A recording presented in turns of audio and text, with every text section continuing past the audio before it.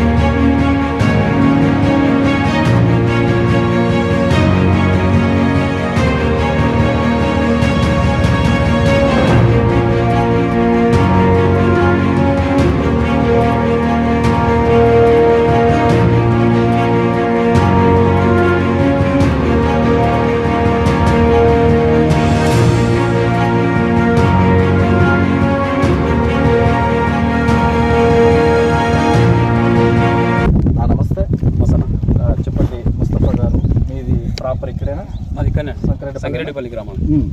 మీ fathers కావచ్చు, మా నాయన ఇక్కడ దత్తొచ్చిండు, కానీ ఇంకా ఇక్కడనే 60 ఏళ్ళ కింద సెటిల్ అయినాం ఇక్కడనే. మీ ఫ్యామిలీ వ్యవసాయ కుటుంబానికి లేదండి. నేను మా నాయన టైలరింగ్. ఓకే. అలా మేము పొలిటికల్లో నేను ఫస్ట్ పొలిటికల్ నా నుంచే. వ్యవసాయం అయితే ఏం లేదు, భూమి ఏం లేదండి.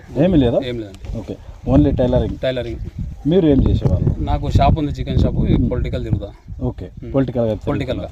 ఓకే, మీరు అంటే రాజకీయంగా ఎప్పటి నుంచి రాజకీయాల్లో? నేను 2018 నుంచి రాజకీయంలో ఉన్నా. ఒక 10 ఏళ్ళ నుంచి కాంగ్రెస్ పార్టీలో తిరుగుతున్నా. ఇంతవరకు ఏ పార్టీలో పోలేదు, ఒకే పార్టీ నమ్ముకున్నా.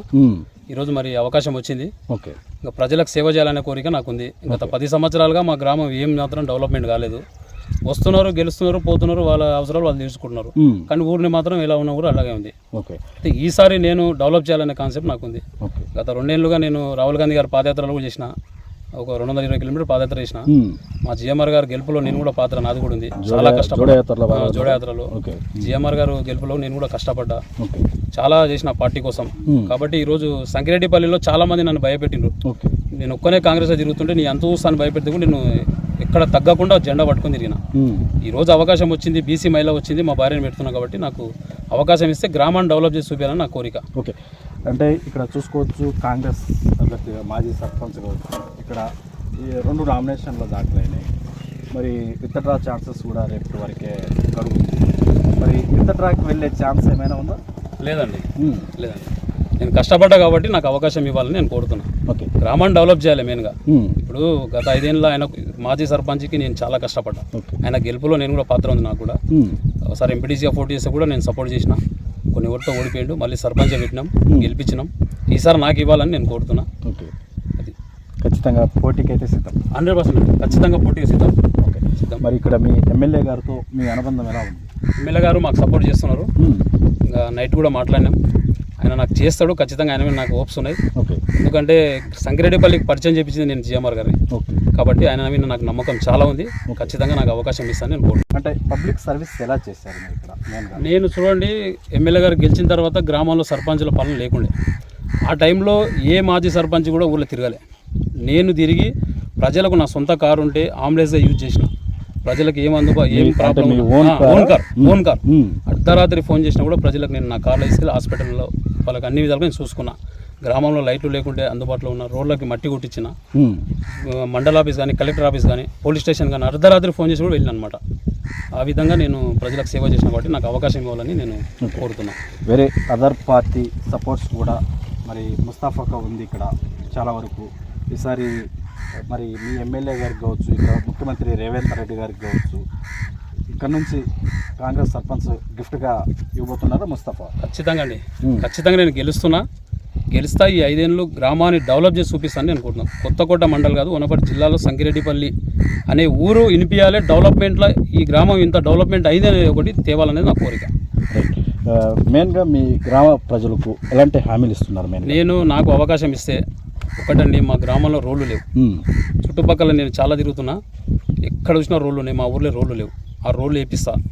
దేవాలయాలు డెవలప్మెంట్ చేస్తా, స్కూల్ డెవలప్మెంట్ చేస్తా, స్కూల్కి బస్ సౌకర్యం, ఊరికి బస్ సౌకర్యం లేదు, 3 పూటలు బస్సు వచ్చేటట్టు చేస్తా. ఇవన్నీ ఇంకా చాలా ఉన్నాయి. ఊళ్ళో లైటింగ్ కానీ, ఐమాక్స్ లైట్లు కానీ, గ్రామాన్నే ఒక హైలైట్ చేసి డెవలప్మెంట్ చేసి చూపెట్టాలనేది ఉంది. కాబట్టి గ్రామ ప్రజలు కూడా నాకు సహకరించి అవకాశం ఇస్తే చేసి చూపిస్తాను. ఓకే, చాలా వరకు మరి వ్యవసాయ ఫ్యామిలీ కాదు, భూమి ఉందా ఏమన్నా? లేదండి, భూమి లేదండి మనకు. మీ ఫ్యామిలీ లేదు, ఏం లేదండి. నాకు పెంకుటిల్లు ఉందండి, చిన్న పెంకుటిల్లు. నాకు పెంకుటిల్లు ఉంది, దాంట్లోనే మా కుటుంబం ఉంది. ఓకే, మరి సర్పంచ్ పదవి కోసం పోరాటంలో చాలా వరకు ఫైనాన్షియల్ మరి ఎలా? నాకు పెద్దలు మా నాయకులు అమర్ రెడ్డి గారు ఉన్నారు, ఎన్ఆర్ఐ. ఆయన నాకు సపోర్ట్ చేస్తున్నాడు. ఆయనతో పాటు మన కుటుంబ సభ్యులు, కాంగ్రెస్ పార్టీ నాయకులు, మండల నాయకులు కూడా నాకు సపోర్ట్గా ఉన్నారు. వాళ్ళతోటి ఇంకా నా దగ్గర డబ్బు లేకున్నా సరే నేను ప్రజల మీద కాళ్ళు మొక్కినా ఓటేపించుకొని ప్రజలకు సేవ చేయాలనే కోరిక ఉంది నాకు.